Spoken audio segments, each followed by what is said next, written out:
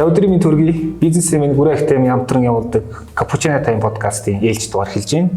За маа зочноор гүрээ ахтемийн захирал, за дэлхийн түвшний менежер хөтөлбөрийн модератор багш Даваасран, за хөтлөгчөөр бизнес эмийн ерхий редактор Даваадорч миний бий ажиллаж байгаа. За тэгээд өнөөдрийн битэр ярих сэдв бас маш чухал.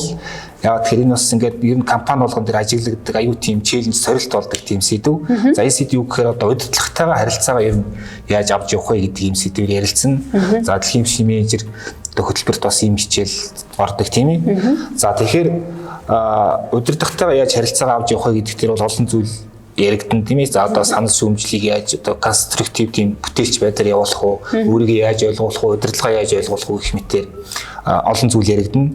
Тэгэхээр эхний асуулт юу гэхээр ерөөхдөө яг удирдлагатайгаа харилцаагаа яаж авч явахын тулд эхлээд юг ойлгох хэрэгтэй гэдгээс яриад тэгэл цааш явчихвал зүгээр ах бодож байна тийм. За тэгээ. За удирдлагатайгаа харилцах гэдэг энэ хичээл өөрөө маш их тийм сонирхолтой их одоо юу гэдэг яг манай дэлхийн түвшний менежер хөтөлбөрийн модуль 1 дээр байдаг байхгүй 12 хичээлийн нэлээд сүүлээр байдаг юм хичээл. За тэгээ энэ хичээлийг ингээд үзэхлээр яадгүй гэхээр удирдлагатайгаа харилцах гэж жишээ нь ингээд Google дээр ингээд харахаар дандаа ямар зүйлс гарч ирдэг гэхээр хэцүү удирдлагатайгаа яаж харилцах вэ гэдэг зүйл аюух гарч ирдэг олдцсон. Гэтэл бид нар зүгээр энгийн үедээ те зүгээр хэцүү биш ч гэсэндээ удирдлагатайгаа яаж харилцах юм бэ гэдэг зөвлөмж типүүд бас аюу маш ховор байдаг юм билээ. Тийм учраас манаас энэ хичээлүүдийг авч байгаа хүмүүсээс айгүй дуртай байдаг. Өө би чинь энэ хэсгийг нэрөөсөө ойлгоогүй байсан юм байна штэ гэд тэ ингээ авч идэг. Жишээ нь одоо ингээд за хичээлийн хувьд бол нэг тиймэрхүү. Гэтэл миний өөрийн хувьд ч гэсэндээ одоо Даакагийн хувьд ч гэсэн тийм байгаа л гоо тэ ингээл маш олон удирдлагатай л учрлаа штэ одоогийн байдлаар тэ. Гэхдээ айхтар хэцүү удирдлагатай болвол миний хувьд бол нэг л удаа учирч байсан. За тэгээд залуухан удирдлагатайч байлаа, дунд насны удирдлагатайч байлаа, бас настайч удирдлагатай байлаа тэ. Тэгэхээр ер нь бол энэ бүх удирдлагуудтай ингээ харилцаад явхад одоо юу гэдэг хоорондоо ингээ ойлголцоход зөвхөн энэ удирдлагатайгаа харилцах гэдэг чинь нэг юм удирдлагаас хамаарахаас гадна бид удирдуулж байгаа хүнээсээ бас их хамаардаг зүйл юм байна. Удирдуулж байгаа хүн нь ч гэсэндээ адилхан хүчин чармаалт гаргах хэрэгтэй гэсэн үг тийм. Тэгэхээр ихэнх хүмүүсийн төөрөгдөл юу байдаг вэ гэхээр зөвхөн удирдлага нь л айгүй мундаг ах хэвээр юм шиг. Удирдлага нь тэр харилцааг хөгжүүлэх хэвээр юм шиг бодоод байдаг байхгүй. Тэгэхээр нөгөө талаасаа удирдуулж байгаа хүн ч гэсэндээ өөрөө бас тэр харилцааг хэрхэн хөгжүүлэх вэ гэдэг дээр мэдлэгтэй мэдээлэлтэй байх нь чухал санагдсан. Тэгэхээр удирдлагатай харилцах гэдэг дээр ихэд яг ямар хуу голдуу тийм нийтлэг одоо алдаа гэх юм уу те эсвэл тийм асуудал гарч ийнэг бэрхшээлүүд юу гэж ямар тохиолдолд тийм бэрхшээлүүд гараад байна. Хамгийн түрүүнд хамгийн их ойлгох хэрэгтэй манай монголчуудын гэдэг нь одоо нэг хамгийн чухал зүйл юу байгаад байна вэ гэхээр хэдүүлээ удирдлага солигдох бол окей. Тэ зүгээр энгийн үзэгдэл. Тэгэхээр ингээл одоо бид нар ингээд жишээ нь одоо нэг удирдлагатайгаа одоо юу гэдэг нь 5-аас дээш жил ажиллаад эхлэхээр хоорондоо баг ингээл нүдэрээ харцаараа яриад ойлголцдог болцсон тий.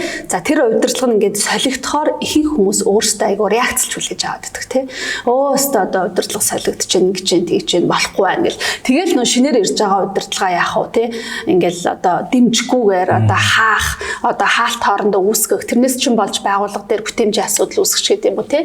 Ийм асуудал айгу харагдаад байгаа байхгүй. Тэгэхээр хэдүүлэн яаж юм нөхөр ажлын байран дээр удирдлага солигдох болвол энгийн үзэгдэл гэж ойлгоч. Тэ хэдүүлээ одоо амар их нөхрөө солигдож байгаа шүү дээ.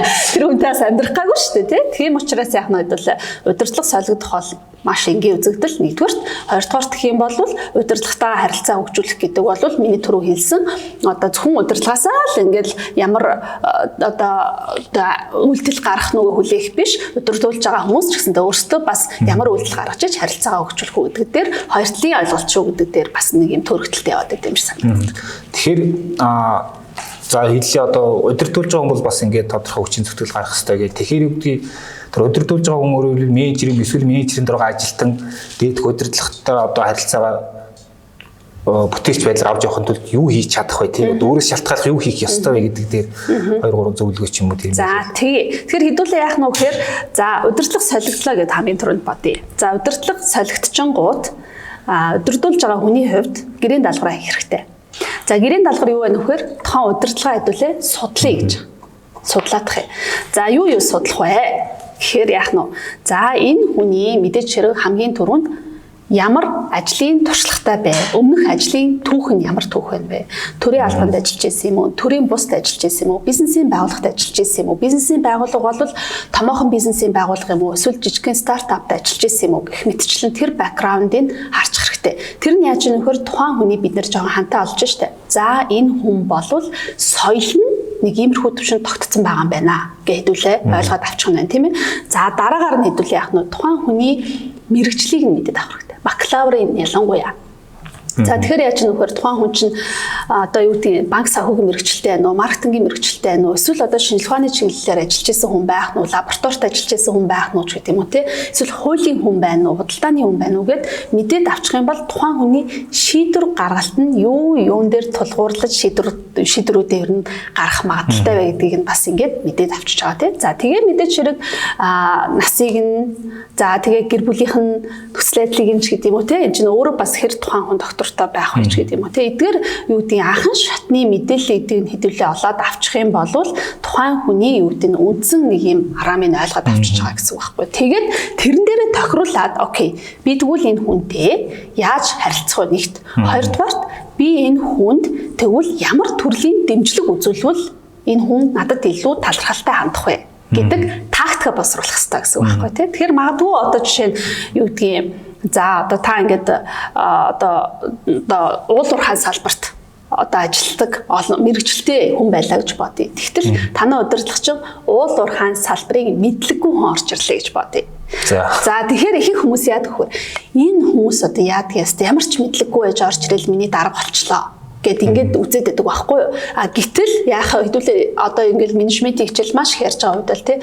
Заавал тухайн салбарыг тултал мэддэг байжж тэр хүн чинь менежер гэсэн үг биш ээ. Менежер гэдэг бол холбон тоглогч юм аа гэд хэдүүлээ яриад байгаа шүү дээ. Тийм учраас окей энэ хүн мэдлэггүй бол би тэгвэл энэ хүнд ийм төрлийн дэмжлэгээ илүү үзүүлээ. Улуур хаан чиглэлээр анхан шатны аюу сайхан мэдээллүүдийг нөгөөе ингээд дэмжээд туслаад бай гэд яах нь хэдүүлээ тэрийг нь ойлгоод авчвал айгу одоо юу гэдэг харилцаа гой цаашаа гой хөгчөөд ингээд явна гэсэн үг байна тийм ээ. За тэгчингууд эдгээр зүйлсүүдийг бол хэдүүлээ яах нь одоо шинээр одоо таны удирдлага болж байгаа хүмүүс төр хэдүүлээ анхаарат үзчихэд бас ер нь л хэрэгтэй зүйл. А дээрэс нь яах нь вэхээр за олон жил ингээд ажиллаад одоо явж байгаа удирдлагууд байлаач гэсэндээ хамтраад ажиллаад явж байгаа удирдлага чинь жишээ нь тухайн таны удирдлага тухайн жилийн хувьд амжилтыг ер нь юу гэж хараад байгаа юм бэ? Эсвэл тухайн удирдлын хувьд таны удирдлага энэ одоо байгууллага хамт олонныхаа хүрээнд амжилт гэдгийг юу гэж хараад байна вэ гэдгийг нь бас ер нь аягүй сайн тодорхойлох хэрэгтэй байхгүй. Тэр яаж нөхөр одоо юу гэдэг та одоо ингээл жишээ нь шинэ ингээл баг бүрдүүлж байгаа болвол тий тухайн удирдлагын хувьд бол тухайн багийг гоё атгсан гар шиг сайхан коллективтэй баг болгочих нь тухайн хүний одоо энэ улирлын энэ жилийн хагас жилийн амжилт байж болох байхгүй тий. Гэтэл тэрийг нь та ойлгохгүйгээр за борлуулалт хийгээд байвал болох юм байна гэд ингээд ганцаараа тоглож чиг яваад байдаг. Гэтэл танай удирдлага амжилт гэдгийг шал өөрөөр тухайн нөхцөл байдалд харж иж магадгүй. Тэгэхээр яах вэ гэхээр удирдлагаасаа бас асуух хэрэгтэй тий. Окей. За одоо хэдүүлээ энэ жилийн хувьд юун дээр илүү анхаарч ажиллах вэ? Энэ сарын хувьд, энэ улирлын хувьд хэдүүлээ яг юун дээр илүү тулж ажиллах вэ? Та юу гэж бодож байна? Биднэрт ямар чиглэл өгмөр вэ? Бид нар танд ямар дэмжлэг үзүүлвэл болохоор байна гэд те. Ингээд аль болох нээлттэй ингэж харилцах хэрэгтэй л гэсэн үг. Тэгэхээр нөгөө нэг одоо менежментийн нөгөө нэг ухааны эцэг гэдэг нөгөө Питер Дракер гэдэг хүн байгаа шүү дээ. Тэрний яг нөгөө бичсэн юм уншиж байгаа нэг өөрийнхөө эзэн болох гэсэн нэг юм санаа хэл өгдөг. Тэнд нэг юу байдаг гэхээр ингээд би тухайн хүмүүстээ өөрийн ажлыг ер нь яаж гараас гараад гайгуусаа мэдчих хэвчээ гэж юм л да. Юу гэхээр одоо би илүү яриул илүү одоо би миний ажлыг бүтээвч явдаг эсвэл би бичгийн хэлбэрээр харилцаагаа авч явах хэрэгтэй юм гээд. Тэгэхээр энэ дэр юу асуух нь гэхээр ер нь яг бас өдрөөр судалгаа гэдэг өөрөө хэлсэн тий. Тухайн удирдлагатайгаа харилцааны ямар хэв маяг сонгох нь ер нь зүйтэй гэдэг дээр тий бас тэрийг бас сайн мэдэх хэрэгтэй юм шиг. Энэ дээр жоохон дэлгэрүүлж ярил тий. Яг үн тий. Одоо ингээд би түр хэлсэн шүү дээ. Ингээ ханшны судалгаа юмнуудаа ингээ хийчнэ гэж тэгж байна. Тэгээ хэдүүлээ яах нь вэ гэхээр харилцааны хэв маягуд байгаа. Тэгээд хана удирдлагт чинь. За тэгэхээр зарим хүмүүс бол альва зүйлийг сонсоод аягүй сайн ойлгодог бол зарим хүн уушаад аягүй сайн ойлгодог тий. За зарим хүмүүс хэтэрхий дэлгэрэнгүй ярьдаг бол зарим хүмүүс бол товчхон ярих гаддаг. Зарим хүмүүс бол юу гэдэг таныг ингээл өдөр болгон өрөөндөө дуудаж авчраал өдөр болгон тантай уулзах хүсэлтэй байдаг бол зарим хүмүүс бол яах нь за 7 хоногт нэг удаа ерхий уулзалт хийчихэд ойлгоод ингээд явж идэх хүмүүс байдаг тий. Тэгэхээр энэ ямар төрлийн харилцааны хэв маягаар манай удирдлага маш хурдтай хариу өгөөд байна гэдгийг анзаарах хэрэгтэй. Тэ? Мэйл биччихэл би ингээл уусаал мэйлээр харилцаж сурцсан штэ. Манай байгууллагын соёлын гээл ингээ хүлээгээ суугаад байвал яах нь нөгөө чинь мэйлэндээ хариулахгүй болвол тэгэл захирал хариухгүй байгаа гэж сууж байгаа хүмүүсээс байж болохгүй байна штэ. За окей. Энэ хүний чинь манай одоо удирдлага чинь ер нь илүү жоохон сонсоод харилцан ярьж иж шийдвэр гаргах гэдэг нь уу да гэд тэ ингээд явж болно. Гэхдээ яг тэр нь мэйлээр хариугаа авахгүй гэсэн үг бас биш байхгүй юу? Яаж юм хэр окей. Юу гэдэг нь те за ингээд ингэсэн та зөвшөөрөл өгнө үү гэд асуусан байлаа гэхэд нөгөө хариу өгөхгүй байвал очиод уулзангууд ч наа болно штэ даваа тэгээ хийж тэгэнгუут нь яах нь бичгэн одоо заавал одоо баталгаажуулалт хэрэгтэй болвол за та яг одоо намайг харж байхад reply хийгээд ок гэж бичих. Би бол жишээ нь одоо гих мэтчлээ ингэж ажиллаж байсан байт тийм үү. За нөгөө талаасаа болохоор яаж нөхөр бас насны ялгаа юу харагддаг. Энэ дээр ямар нөхөр би бол жишээ нь жаахан настай удирдлагатай байж үзсэн. За тэгэхээр настай удирдлагууд бол ихэвчлэн цаасаар принтерлүүлээд үзжээж тэрэн дээрээ ингээд чухал хэсгүүдийг нь хайлайт хийгээд өгөхөөр яг нь шаардлуулаад ингээд өгчдөг. Дээрээс нь би тухайн удирдлагаа харж байгаа аахгүй. За манай удирдлагч настан хүн юм чинь ойрын харан жах муу юм байна. Би одоо даалгавраа хийж штэ. Удирдуулж байгаа хүний хувьд ойрын хараа муу юм байна. За 11-ээр хэвлээд өгчөөр манай удирдлагч харахад хэцүү байгаад байна. 13-аар хэвлээд өгч. Айл болох товч хэвлээд өгч. Чухал яг шийдвүүлмээр байгаа асуудлуудаа шаардлуулаад өгч. Хичнээн амар тий тухайн хүнд биднээс үйлчлэгээ үзүүлж байгаа шүү дээ. Тухайн хүнд үйлчлэгээ үзүүлснийхээ хариуд бид нар цалиа авч байгаа шүү дээ тий. Гэх мэт энэ хандлагуудыг өөрсдөө ойлгоод жоохон мэдрэмжтэй байгаад эхлэхээр удирдлагч нь хурдан танд шийдвэр гаргаад өгчнө гэсэн үг. Тэгээд таны ажил хурдан явна л гэсэн үг байна тий. Энэ мэтчлэн ингээд нөө принтерлэх үү яах вэ хүүгээ хэдүүлээ харилцааны хэв маягууд дээр айгуусаа ажиглаад ингээд хамтраад ажиллаад сурчвал их зүгээр. Гэхдээ удирдлага ер нь айгуусаа ажиллах хэрэгтэй хэдүүлээ тий. Айгуу гоё ажиглаад жоохон гэрийн даалгавар хийгээд те ингээ явах юм бол ямар ч харилцаа бол хөгждөг л байхгүй да те. Удирдлагатай харилцах гэдэг тэр одоо нөө удирдлагатай өөрийгөө ойлгуулах гэдэг бас нэг чухал одоо аспект байгаа шүү дээ те. Одоо юу гэдэг ямар нэгэн шин санааг одоо ойлгуулж хүрэх ч юм уу эсвэл одоо жаах ингээд нэг буруу тийш явчих гэдэг юм дээр санал шүүмж хилдэг ч юм уу тийм. Тэгтээ бас ерөөхдөө анхаарах зүйл гэвэл яг юу гэлэх вэ? Тэгээ одоо жишээ нэг чинь одоо бидний хамгийн хүсэж байгаа юм одоо хийх удирдлагууд л тийм байгаах гэж бол бодож байна. Битгий гомдлоод байгаа ч гомдлоод байгаа асуудлаа шийдэлтэйгээ оруулаад ирээч гэж байгаа тийм. Тэгчингууд энэ бол яах вэ? Одоо мэдээж хэрэг удирдлага болоо энэ дээр бас байгуулах юм бол соёл болно тийм үү. За тэгэхээр яах нь вэ гэхээр хамгийн түрүүнд хэдүүлээ удирдлага дээр тий очиод ингээд гоё та одоо хараанд нүртмөр байгаа шүү дээ. Тэ тэгэх юм бол за нэг манай компанид манай газар нэг ийм асуудал байгаад байна. Зөвхлээ. Энэ асуудлыг хэдүүлээ. Ийм байдлаар шийдэж болж байна. Гэт хувилбартай, Б хувилбартай хамгийн багадаа 2 хувилбартай хэдүүлээ яг нь сонголт өгөх байдлаар ингэж орох нь байна. За тэгээд за миний одоо дэвшүүлж байгаа санаа бол ийм байна гэд яг нь тогтмол энэ шин санаануудыг ширээн дээр нь ер нь авчраад тавьж явах хэрэгтэй гэж байна. За тэгхийн бол яаж нэхэр энэ чинь ямар гоё юм бэ? Бид нар удирдлагатай жигнэсээ тусалж штэ тий ингээд амжилт олоход нь туслаад байна гэсэн үг штэ тий. Тэгэхээр яаж нэхэр би нэрээ наадах ч ерөөсө хараагүй байсан юм байна, ойлгоогүй байсан юм байна. Ийм ямар гоё шин санал санаачлах вэ гэдэг ингээд хүлээгээд авч болно танай удирдлага. За тэгтээ нэг зүйлийг аюул сайн анхаарах хэрэгтэй. Таны гаргаж байгаа шинэ санал санаачлага болгоныг танай удирдлага хэрэгжүүлэх албагүй. Тэгээд хэрэгжүүлэхгүй байнгут нь за ямар шинэ санаа гаргаад хэрэгжүүлдэг биш гэд бууж өчлөхгүй бас.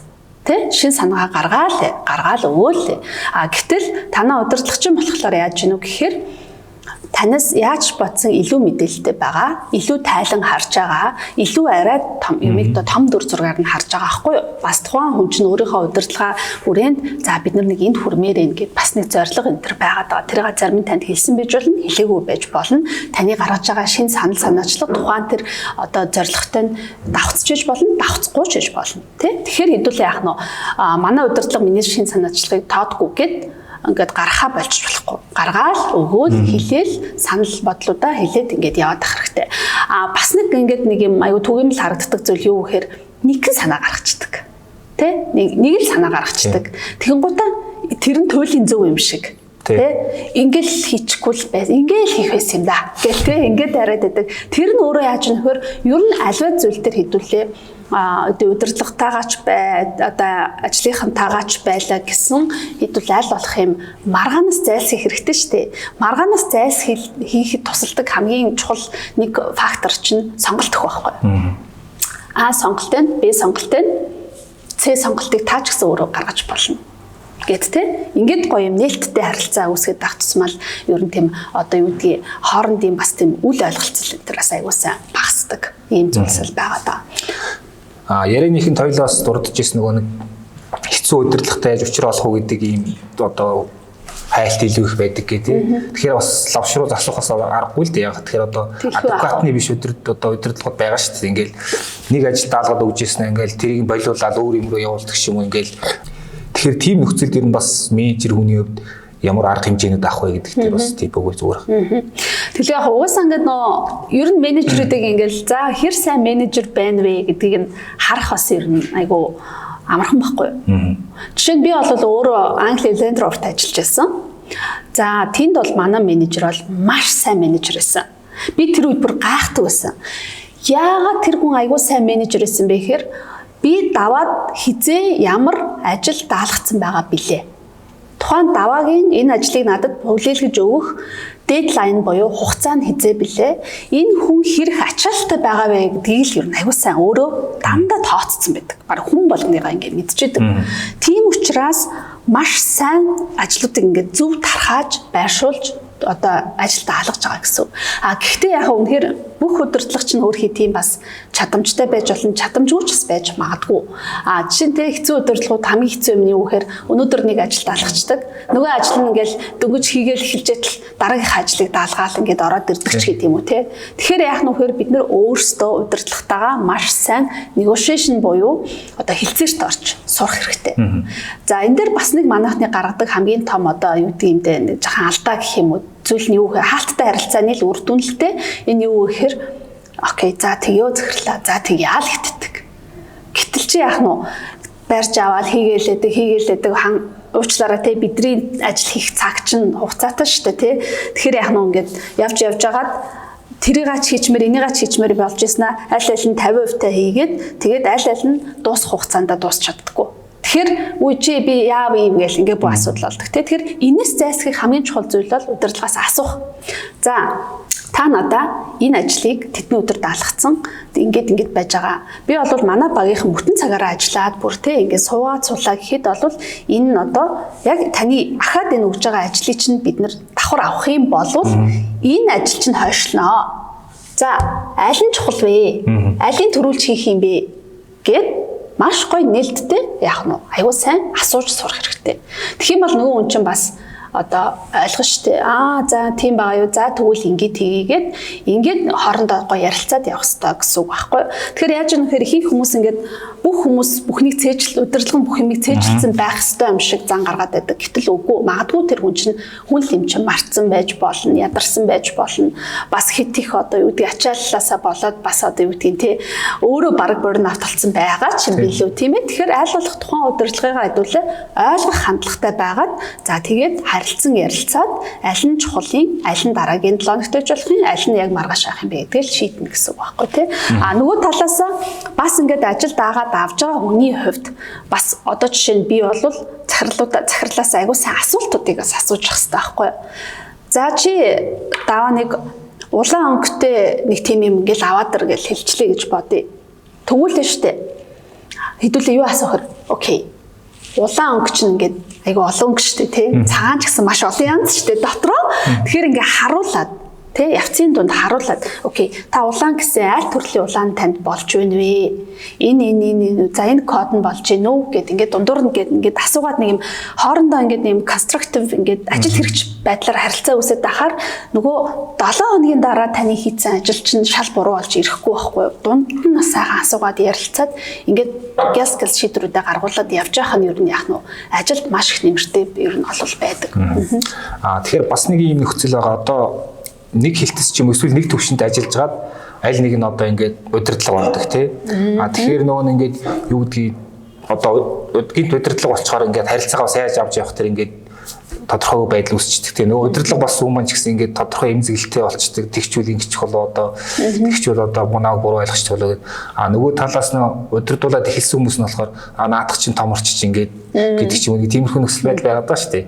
Ийм нөхцөл бас тэр одоо харилцааг бас яаж авч явах уу те тийм ч яг хүмүүсийн харилцаа ажил хэргийн харилцаа гэдээ хоёр янзын болох гэдэг шүү дээ тийм яг үнэ. Одоо энэ бол бүр хамгийн их түгээмэл байдаг асуудал шүү дээ тий. Энэ дэр бол яах вэ гэхээр за окей хоёлаа ингээд нэг төвшөнд ажиллаж байсан аа. За давка одоо миний удирдлага болчлоо шүү дээ. Окей давка чизлаг юм байна. Мундаг юм байна. Захирал бол гэж захирал болгоцсон тий. Гэтэл яах нь вэ гэхээр даасур миний хувьд өөрөө яаж хүлээж авч сэтгэл зүгөө яаж бэлтгэх ёстой вэ гэхээр окей давка миний захирал болчлоо. Одоо хоёлаа яг ижил төвшөнд биш болсон.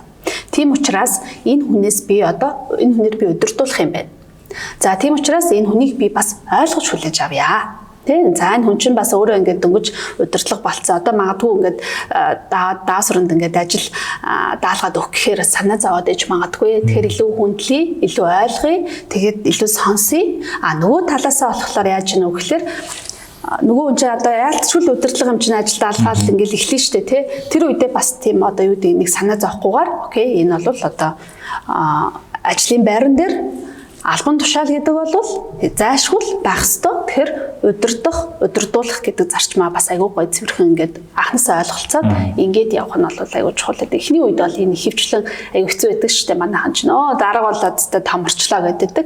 Гэтэл тэр нь хөвчлэн тухайн хүний хүлээж авч байгаа нөгөө нэг майндсетээс болоод байгаа байхгүй. Тэ хуучин шигэ юм бид нар ижил төвшөнд ажиллаж исэн шигэ харилцааг таны удирдлага болсон хүнээс шууд нэхэд авах хэрэггүй л гэсэн үг. За зарим талаар одоо бас ингэж яриад байгаа. Ерөнхийдөө одоо бизнес чи ингээд за ажилтан удирдлагын хоорондох харилцаа бол ингээд явж ийм түншлэлийн харилцаа болоод байна тий. Одоо юу гэдэг нэг доктор сурчтай ажиллах гэдэг чинь маргад айгүй хэцүү болж байгаа тий. Тэрний он зүгээр юу гэдгийг үнэхээр тэр хүний амьдралд өөрчлөлт гаргаж чадхаар саналыг тавиад одоо тийм түнш байдлаар хамтраад ажиллах нь одоо илүү харилцааны илүү үр дүнтэй хэлбэр гэдэг юм. Тэгэхээр удирдлагатай харилцах гэдэг тэр энэ түншлэлийн загваруудыг ер нь бас хэрэг холбогдож байна. Одоо түншлэлийн байдлаар аваад явчихвал ер нь зөв гэж хэлэхэд болохоор байна. Тийм шүү дээ. Одоо ерөөсөө бүх юм win-win л байх хэвээр. Тэ? Одоо жишээ нь хуучин болвол ингээд ингэдэг байсан шүү дээ.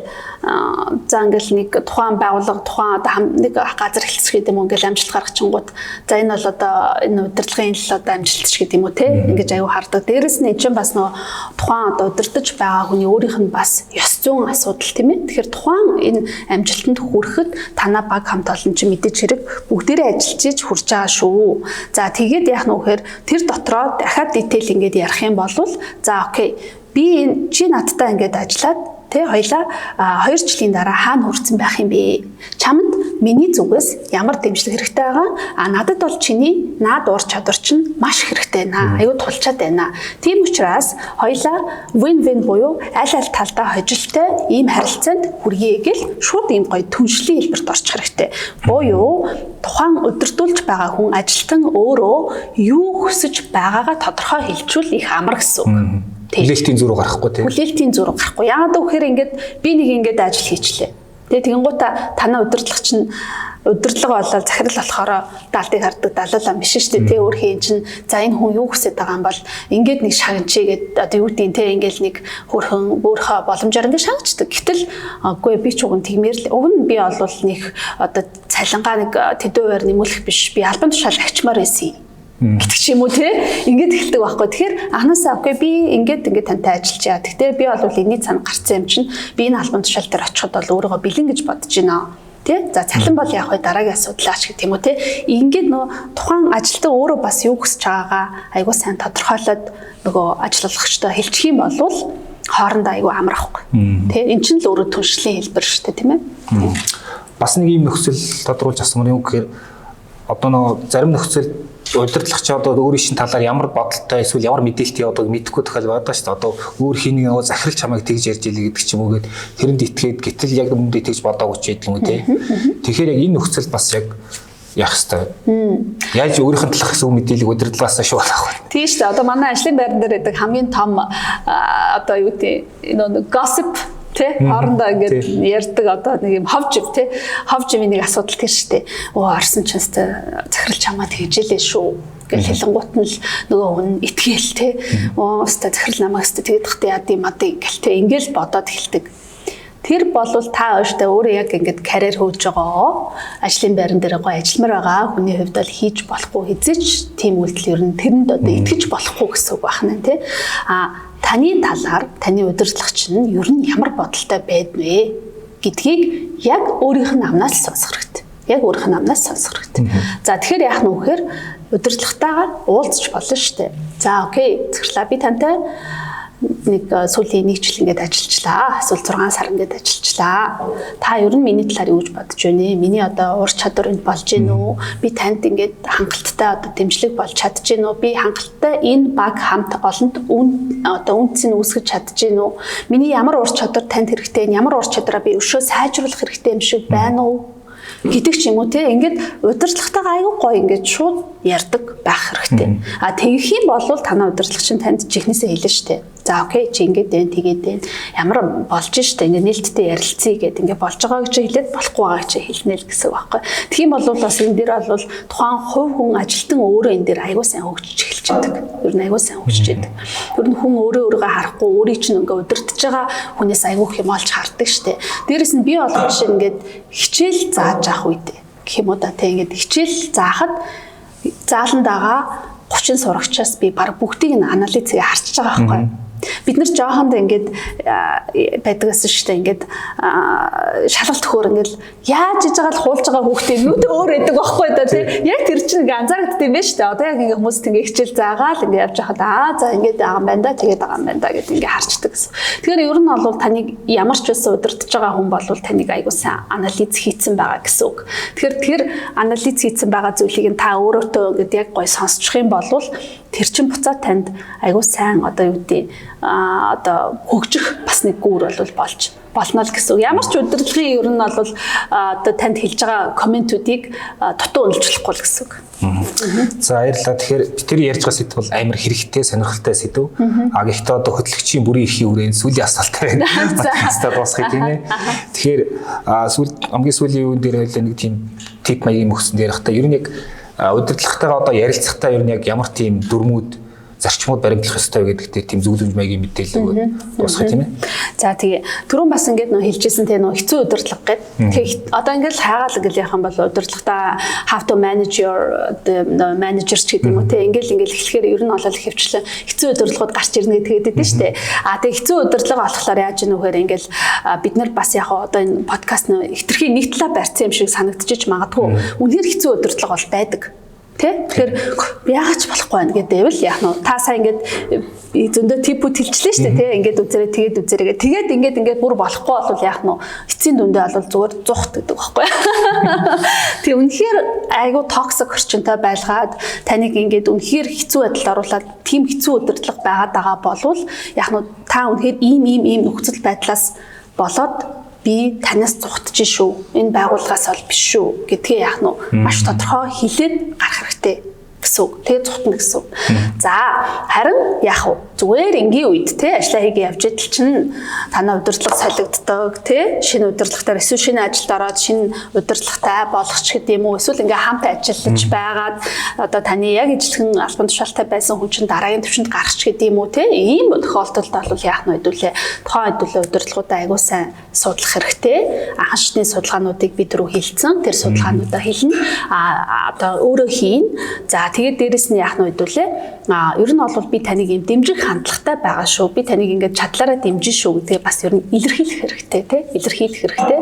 За тэгээд ажил үүрэг даалгавар танд ингээд өгөхөд одоо яах вэ гэхээр нөгөө ямар хэцүү юм бэ гэдэг хандлагаар биш. Би энийг чадчихынсан, би энийг чаднаа, хичээе гэдэг тэр чадна гэдэг хандлага бас ер нь хэдүүл яах нь удирдлагатай айгуу сайхан ингээд ойлгуулад өгч хэрэгтэй хаана байна. Дээрэс нь яах нь тухайн хүн таны таны талаар ямар бодолтой байгаа вэ гэдгийг нь бас яг өөрөөс нь ингээд асуух хэрэгтэй. Мөн одоо хэдүүлээ яах нь вэхээр тухайн удирдлагч нь энэ жилийн хувьд юуг яг амжилт гэж хараад байгаа болоо гэдгийг нь аягүй сайн асуугаад ингээд авчих хэрэгтэй. За ажил үүрэг даалгавар ингээд аавна шүү дээ. Хөвчлэн тийм л асуудал ажлын байран дээр харилцаа үүсэж байгаа юм чинь. Тэр яах нь вэхээр танд тодорхойгүй ажил үүрэг даалгавар өгөөд байвал тэрийг нь маш сайн нэгтлээ асууж байгаа. битгий сандар те шүүсэн асуугаад ингэн гэсэн үг үү тэгнэ гэсэн үг үү гэд асуучих. За тэгээд эцсийн дүнгээ хүртлээр харуултлаа битгий хүлээ дундуур нь очиж энэ болж ийн гэж ийнэ тэгж ийнэ гэж харилцан яриануудыг аягүй сайн үсэг. Тэгээд түншлийн хэлбэрийг бий болгох хүсэж байгаа юмаа шууд хэл те ингээд явчих хэрэгтэй. Гэхдээ дээрэс нь яах нь вэхээр бас хэтэрхий ингэвэл зөвхөн л энэ зөв гэдэг тийм удирдлагаа битгий бас тийм боломж хаа гэх те. Ер нь бол иймэрхүү типүүдийг бол өгөх юм байна тий.